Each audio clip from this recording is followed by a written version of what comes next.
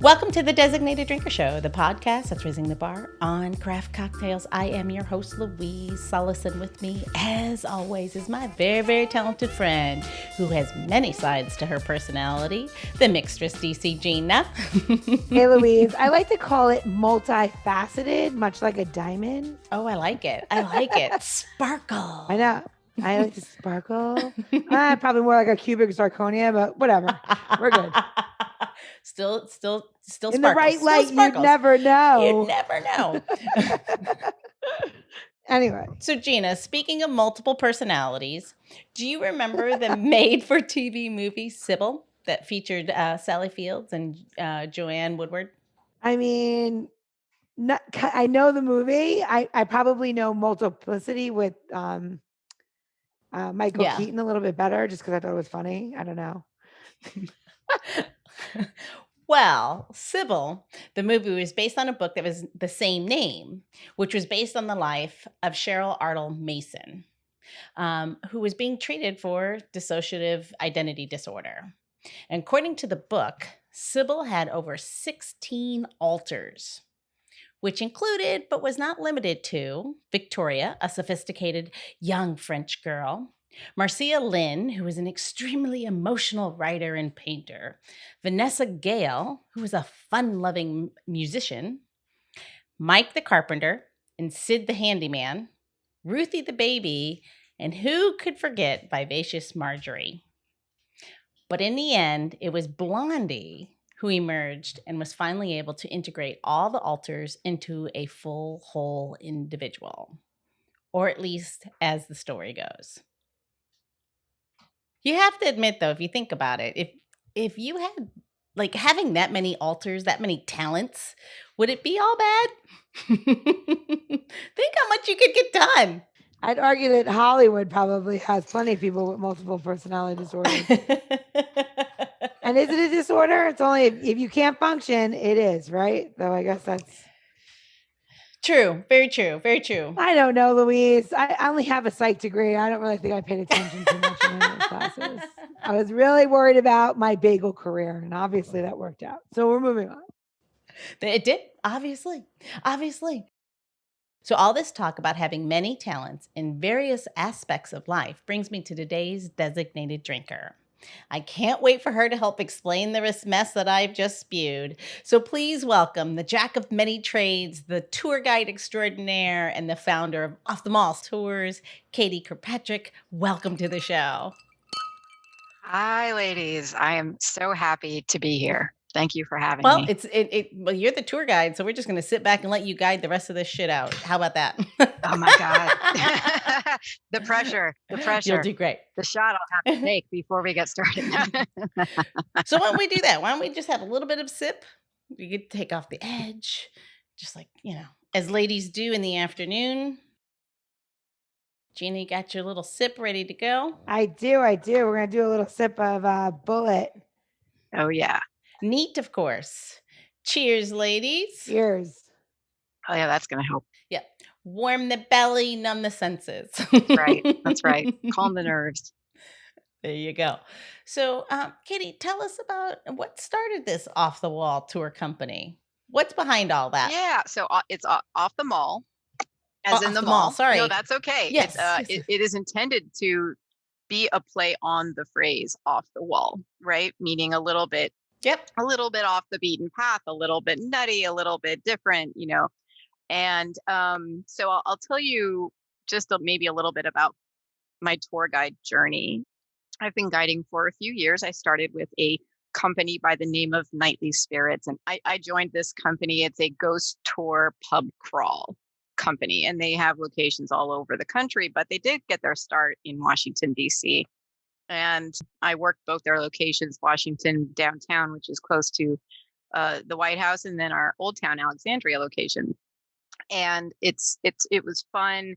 I took the tour before I got interested in leading the tour, and I applied for a job there because I loved it so much. My friend who was doing it before me, she, wears costumes and talks about interesting historical stories. And also, of course, it's a ghost tour. So I've always been interested in ghosts. I've always been interested in the paranormal. It's just that was the kind of kid I was. I read, young adult horror. I, then grew into Stephen King and all these other things and loved horror movies. So anyway, all things considered, it was right up my alley.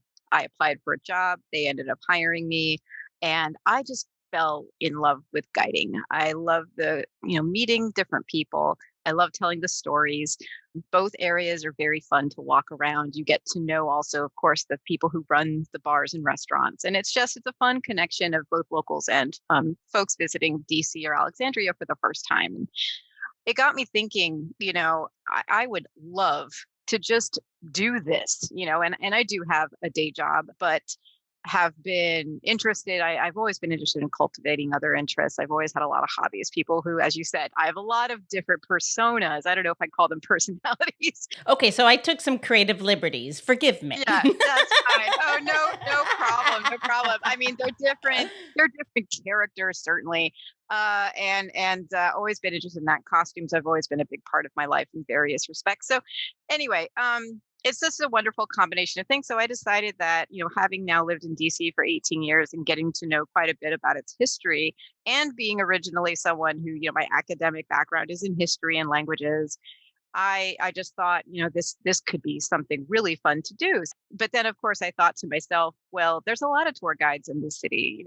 They cover a lot of things, especially, of course, the monuments, the museums, and things like that. But who gets into DC's neighborhoods? Who gets under that sort of initial superficial layer of, here are these grand, beautiful monuments, which are fantastic. And here are these great museums that are also fantastic. But DC is made up of its neighborhoods. It's made up of the people who have lived here day in, day out, who work here, who live and raise families here, who die here.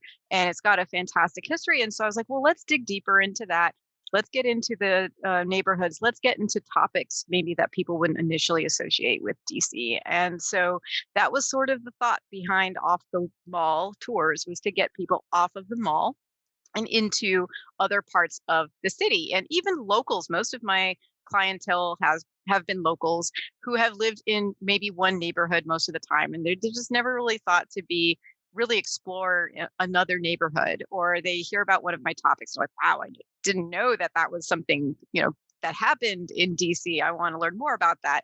And then, of course, tourists. But lately, I started this company during COVID, and when people were thirsting for something to do outside, but travel, of course, was restricted. And so most of my clientele to this point have been locals. And now the tourists are coming back, and I'm getting more people from out of town. And it's a joy to watch their eyes go, oh my God, I had no clue.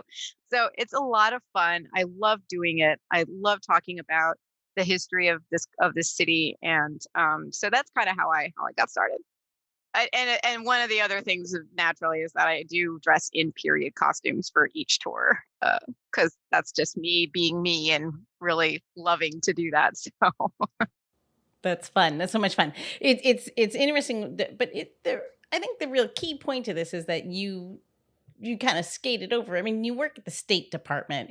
I do. And this is what you do during the day, and you've had the audacity to have this major career at the State Department, and now you're going to start a whole nother career in a new company while you're a professional dancer who does samba and belly dancing. Yeah. And then, wait a minute, I think there's something else in there. If I remember correctly, wasn't there like Wicca at some point, like Wiccan at some point? Oh, like, yeah. I mean, like your interest, like it's so crazy. And that's really what inspired the opening, is that you have so many interests that you can't even like define it. And but then you don't do it half-heartedly. No.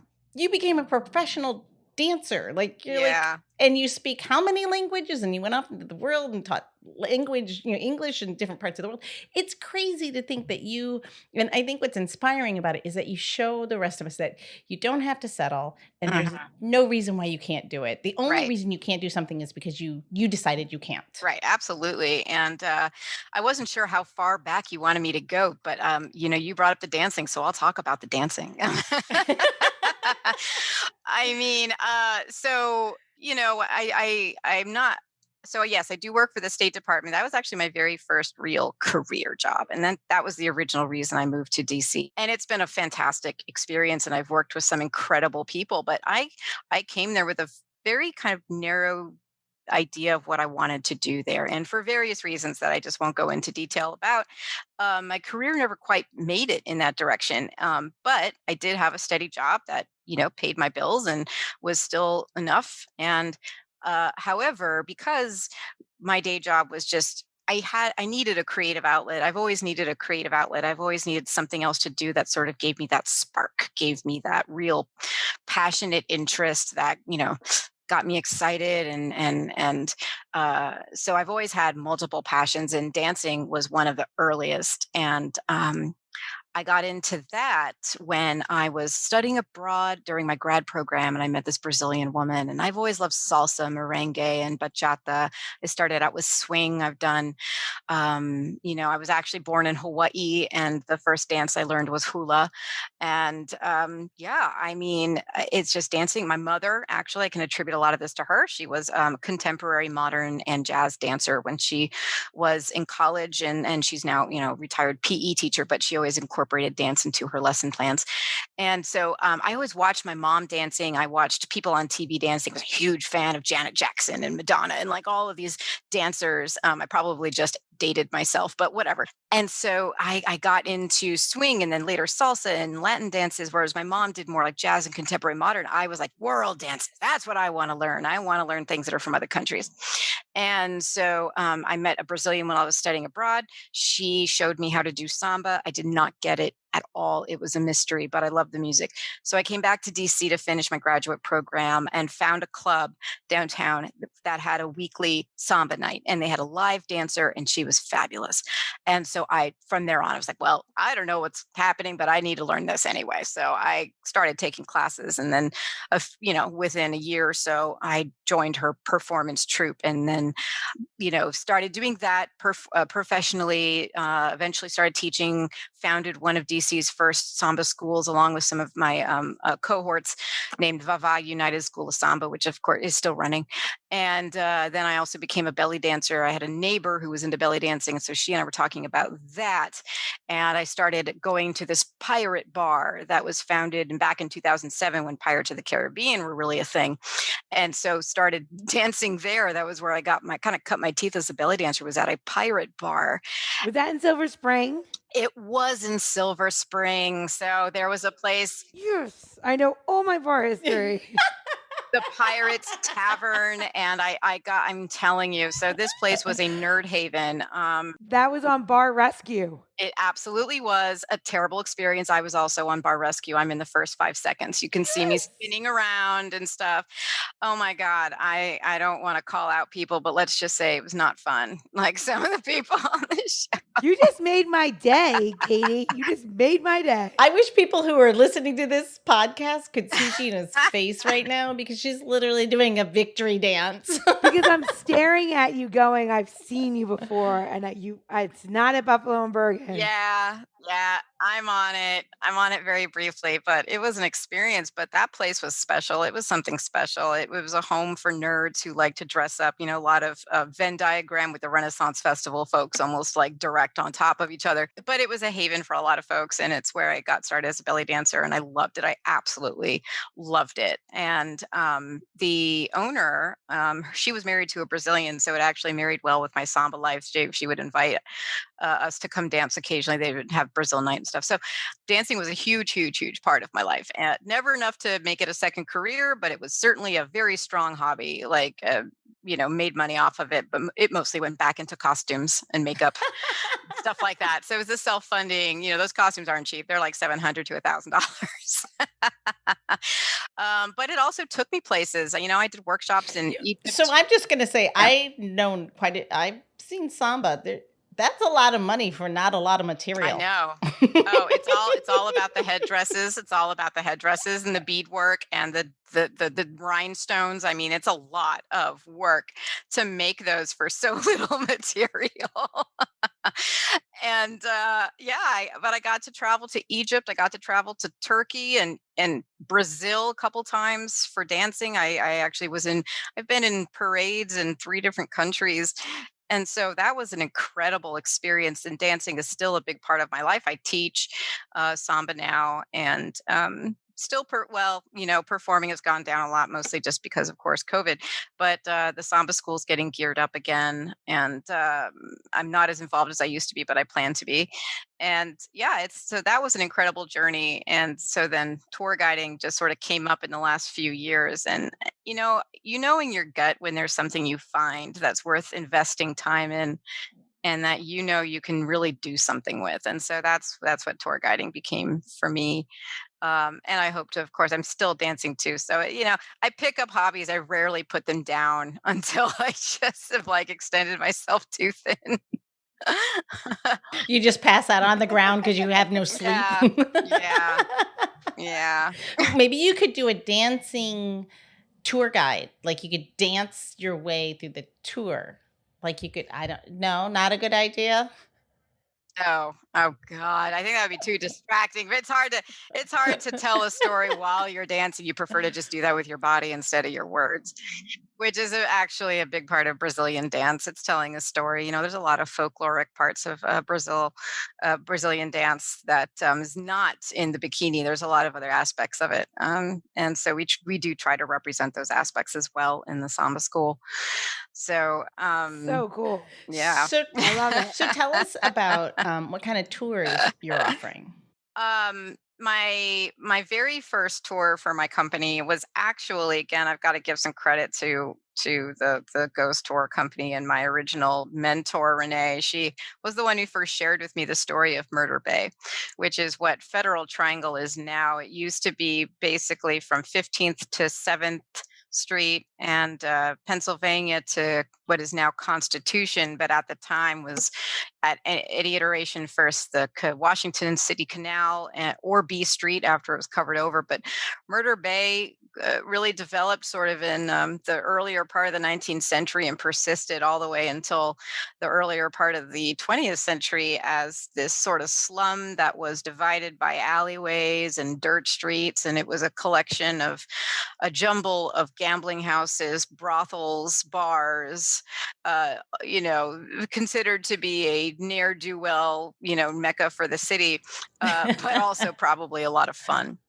And the more I looked into it and into the rise of Murder Bay, and there was a general, Civil War general by the name of Joseph Hooker, and he was a Union general. And the Union, the Army of the Potomac, they all trained in D.C. during the Civil War.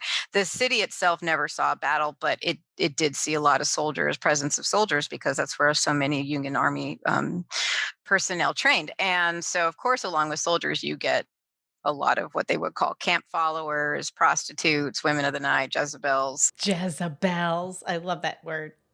Cyprians is one of my favorite euphemisms. I mean, there's a lot wonderful language around that. And so the prostitution population in DC went from 500 to an estimated 5,000 in the course of a couple of years. And that gave rise, of course, to lots of brothels. And so who was making a lot of money in DC at the time? Well, the women who ran these brothels. And that story to me the more I dug into it, the more fascinating it became. And it was just really a matter of this immense feminist story, because these women, they had a lot of power. They provided healthcare. They had economic impact. They had political impact, of course. There's a couple that rose to such fame. They're now buried with huge markers in Congressional Cemetery. Marianne Hall is probably one of the most famous. The remnants of her establishment were discovered when they were excavating the site of what is now the National Museum of the American Indian. But there are many, many others. In fact, I've been doing some inquiries now that the Library of Congress is open about what other deeds of sale for establishments, like connecting the lives of these women to actual documentation, because there is not a lot. So I'm trying to ferret that out. So anyway, that whole story about the rise in prostitution in DC during the Civil War became the basis of my first tour, which is Madams of DC, and it's something no one else talks about. And I connected a lot. I tend to connect these things to current affairs. So the debate over legalizing sex work, I think, is a big one because of the safety issue. Prostitution was not officially illegal during this period of the Civil War, and so they were out and about, they were in the open, and they also had recourse. They had legal recourse if somebody was harassing them. They were not in the shadows. The police helped to protect them as they would any other citizen in the city. And I think that that's a bit of a commentary on, it was made illegal in 1914. That really flipped the power structure, the power of having a business and having standards and all these things really flipped from women to men, honestly. And you had a huge rise in pimps and abuse and all sorts of things like that. Whenever you drive something in the shadows, you're basically taking it out of the ability to regulate it and apply also the safety valves that are applied to things that are regulated and that are legal.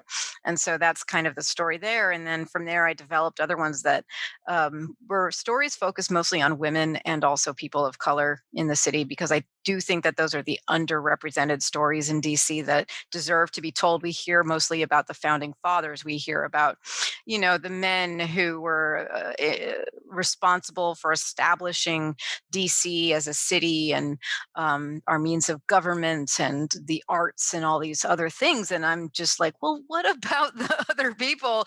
Because DC is now known, of course, as it became known as the Chocolate City because we had such a high population of African Americans who lived here. And of course, women had an impact on history. And why aren't these more of the stories told by tour guides? And so that was also one of my motivations for the company, is to tell those stories about these people who just I don't see as often represented in history books or in tours or in museums, with some exceptions, but for the most part, not as much. So my other tours, just to give you titles, are The Ladies of the Georgetown Set, which talks about women who were ruling the homes in Georgetown during the Cold War, 50s, 60s, 70s era. This is the Kennedy era, of course, Johnson, Kennedy, and before. And these women were the gatekeepers of their homes, which is really where all of the real important conversations were being discussed, not in the offices. Nobody did any business in the office. They did it all at home over cocktails and dinner. And these women were facilitating all of that, and no one gives them any credit for it.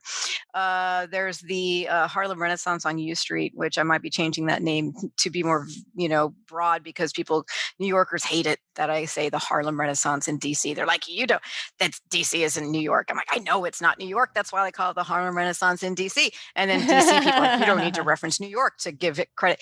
I'm like, all right, everybody. I was like, it's valid points, but the roots of the Harlem Renaissance were planted in DC. Also, something it's not given much credit for. Langston Hughes was discovered as a writer here. You had the jazz movement of the Mid Atlantic started in DC, and you had Duke Ellington started in DC before he went up and became, of course, the star player of the Cotton Club and then a world renowned jazz artist.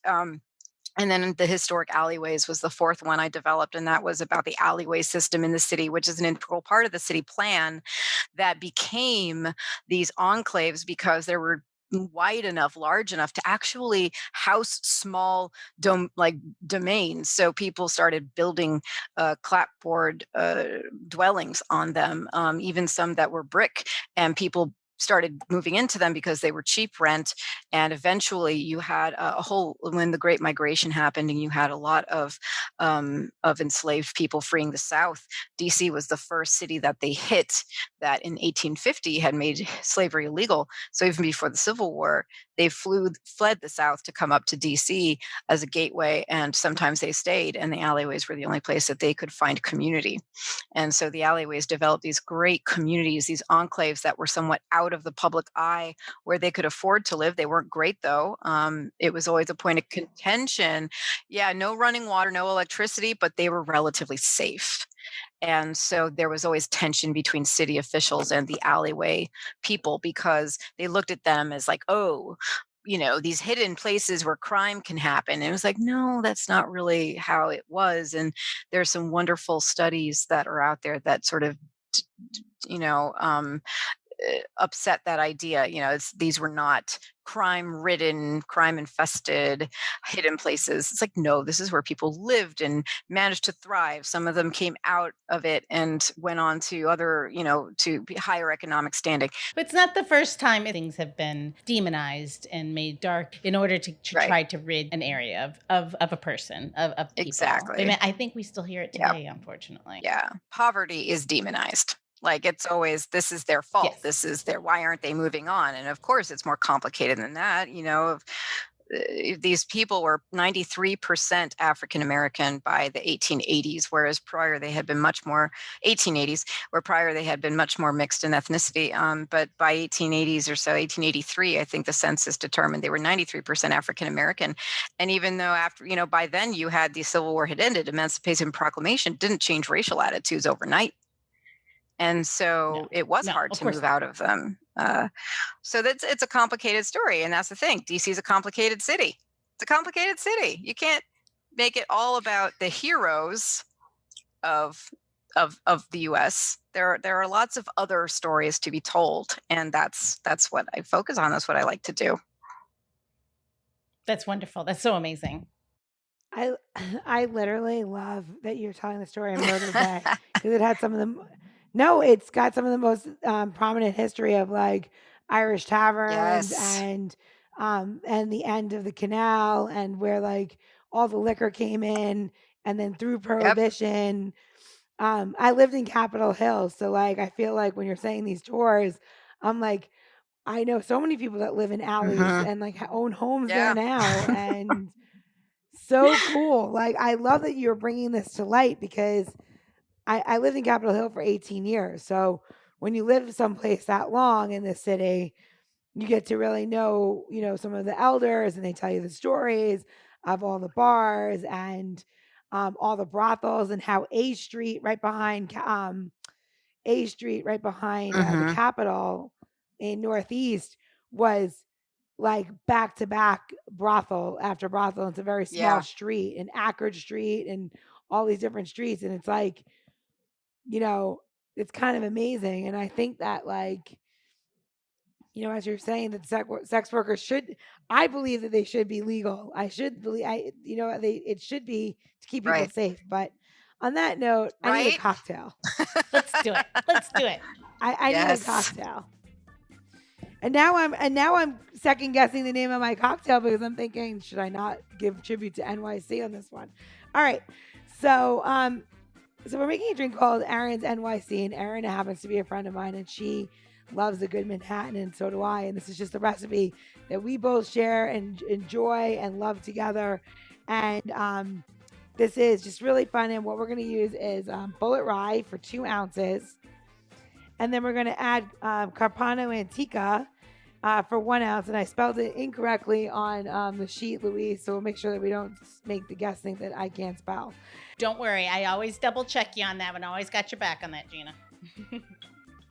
I know. And then we're going to add 3 to 5 dashes of Scrappy Bitters. Now, I need everybody at home to understand something. I love this drink so much that I keep this already mixed in a container in my refrigerator in an old 32-ounce container.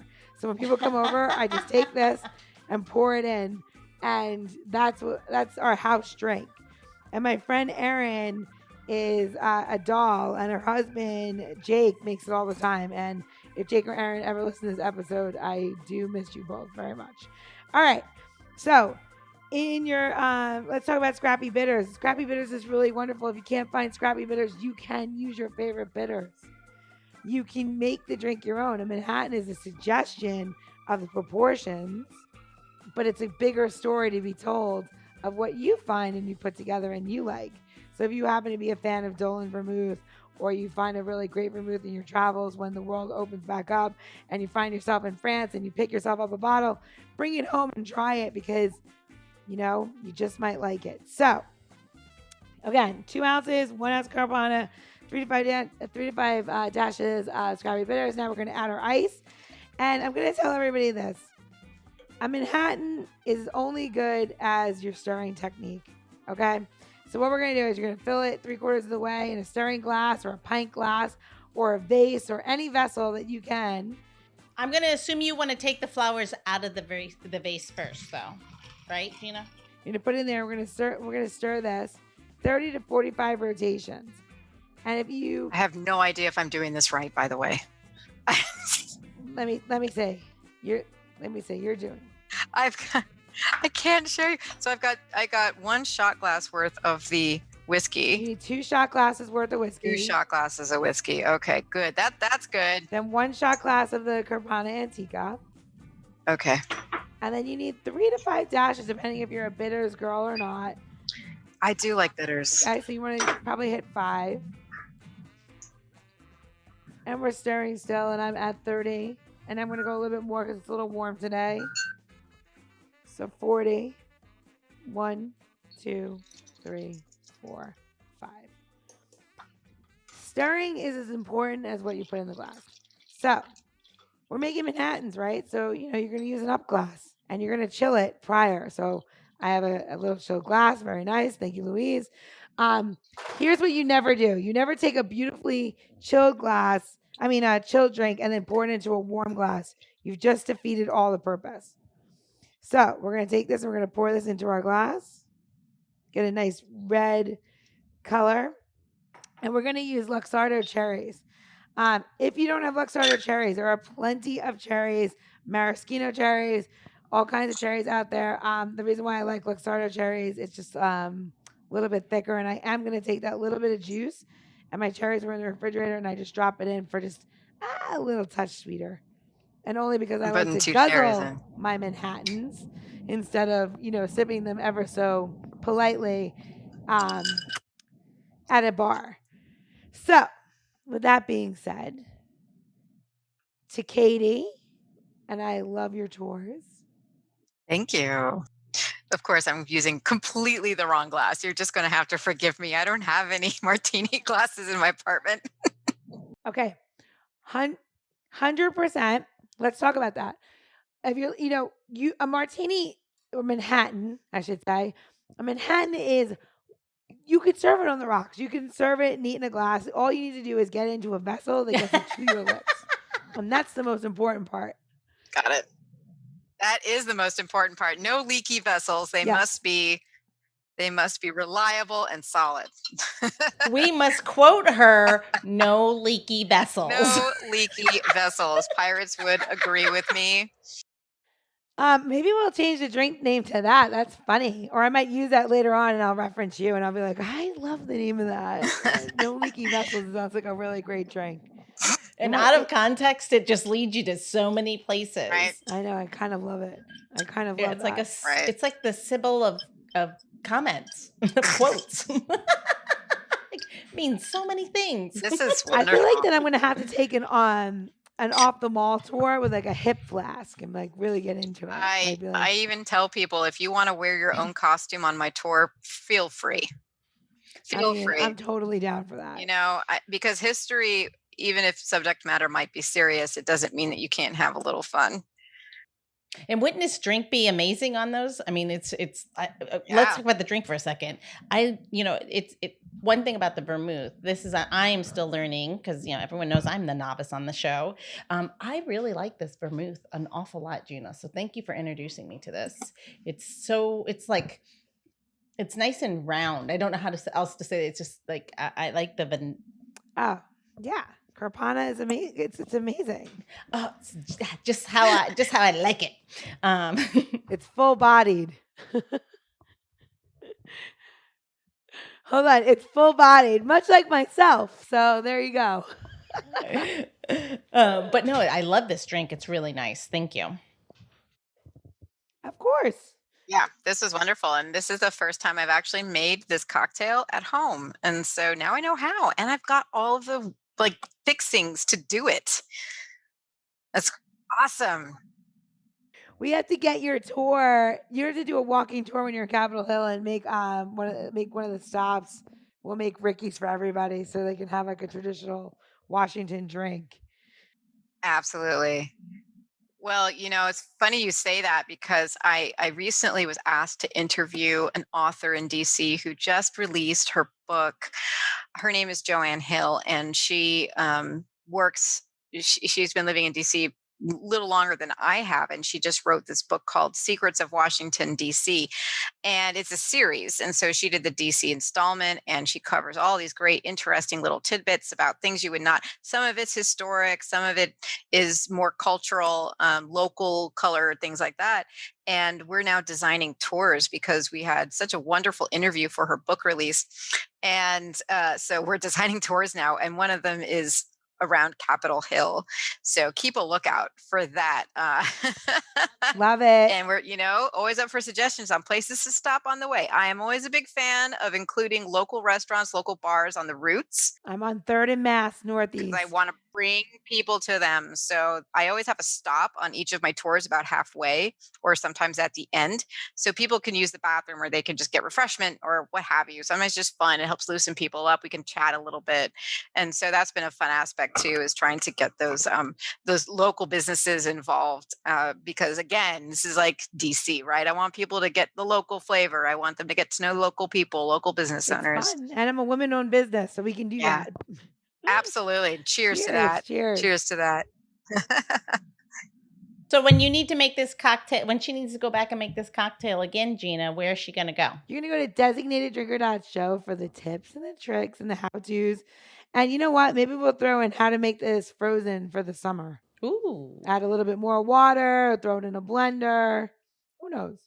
There you go. So the other thing we're going to do at designateddrinker.show, we'll make sure that we have links out to you, Katie. Yeah. So when people are ready to go on that tour and that Ho tour. Fantastic. Yes, I know. It's called kind of like playfully the Ho tour. Yeah. Yes. I love it. So that's so great. Link at our website as well as in our episode notes. So all you'll have to do is scroll up and you'll find links right out to what Katie's doing here in DC. And of course, all of Gina's amazing recipes. So who doesn't want another Gina cocktail? Come on. I know. Gosh, this is the rest of my night now. What I'm doing. See, I quit my day job to do this. Can you see why? I get to drink with Gina all the time. Yeah, I completely understand. Could totally get it. Well, thank you so much for having me on the show. I've had a wonderful time. I've had a great. You're not off the hook yet. We have one question. Oh boy. Left. Yay. So in this day and age, everyone identifies themselves with a different sort of spirited animal. And since you are loving the DC Capitol Hill, maybe you have identified or found at night the possum population. You identify yourself with the possums. They're always there in plain sight. However, nobody notices them, right? Because that's what you're revealing. I've never seen possums. All right, sorry, go ahead. But look up. They're everywhere. Look up in the trees. They're everywhere. If you can identify yourself as one ingredient, whether it be in food or cooking or in cocktail, what would it be and why? Oh, honey, I'm a good peaty scotch. Yes. All the way. Smoky, kind of earthy, can bring out a brogue in you if you want. I'm all about that. Oh, give me some Ardbeg any day of the week. It's like a smoking ashtray. I totally love that. I know. It's a tire fire. Tire fire. I love it. It really is. Tire fire in a glass. One of my favorites. So yes. Yes, Kirkpatrick is Scottish in my family. Like there's Irish Kirkpatricks and Scottish Kirkpatricks, and I am a Scottish Kirkpatrick all of the way. I have it's you know what? I feel like this was all in the divine making of this episode, so it was a pleasure. Absolutely. So we have Nick, our producer, our amazing producer, to thank. Thank you, Nick. Katie onto the show. Absolutely. Thanks, Nick. Thank you, Nick. Thank you for hanging out with us, Katie. We can't wait till we get past all this, and we can do it now, actually. Yes. Get out there and go to see DC by way of Katie. It sounds so much damn fun. I can't wait. Thank you. Yes, walking tours are outside and safe. Cheers. The Designated Drinker Show is produced by Missing Link, a podcast media company that is dedicated to connecting people to intelligent, engaging, and informative content. Also in the Missing Link lineup of podcasts is Rodger That, a podcast dedicated to guiding you through the haze of dementia, led by skilled caregivers Bobbi and Mike Carducci. Now, if you're looking for a whole new way to enjoy the theater, check out Between Acts, an immersive audio theater podcast experience. Each episode takes you on a spellbinding journey through the works of newfound playwrights, from dramas to comedies and everything in between. Find Missing Link's League of Podcasts on Apple Podcasts, Spotify, or wherever you find your podcasts. Don't forget to subscribe, download, and review the shows. Your review helps our shows reach new audiences. To find out more about Missing Link, visit missinglink.company. That's missinglink.company.